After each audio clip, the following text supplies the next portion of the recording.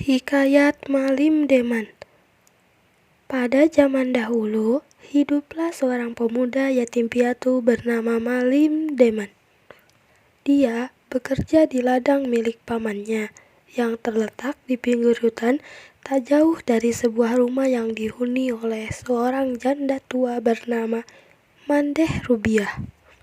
Mandeh Rubiah adalah wanita yang baik hati dan akrab dengan Malim. Dia sering mengirim pemuda itu makanan saat menjaga ladangnya. Bahkan, dia sudah menganggap anaknya sendiri. Pada suatu malam, Malim Deman merasa haus saat menjaga ladang. Dia berniat untuk meminta air minum ke rumah Mandeh Rubiah. Sesampainya di perkarangan, dia mendengar suara beberapa perempuan yang berasal tak jauh dari kolam yang terletak di belakang pondok wanita tua itu. Malin mengendap-endap menuju tempat tersebut dan terkejut saat melihat 7 bidadari sedang mandi di sana. Pemuda tersebut begitu terpesona saat melihat kecantikan para bidadari. Tak jauh dari tempatnya, berdiri tergeletak 7 selendang milik para bidadari. Tidak ingin menyia-nyiakan kesempatan dia, mengambil salah satu selendang itu dan disembunyikan di rumah ibu angkatnya.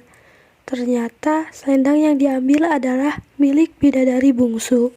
Bidadari bungsu menangis karena tidak bisa kembali ke kayangan.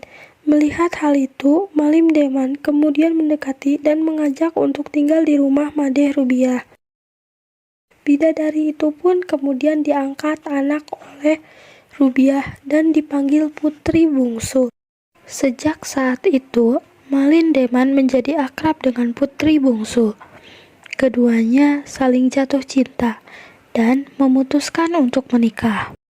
Kemudian mereka dikaruniai seorang putra tampan yang diberi nama Sultan Duano.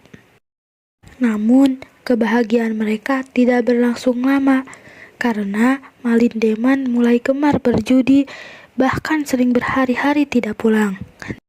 Melihat kelakuan suaminya, putri bungsu hanya bisa menangis dan menjadi rindu dengan rumah di kayangan.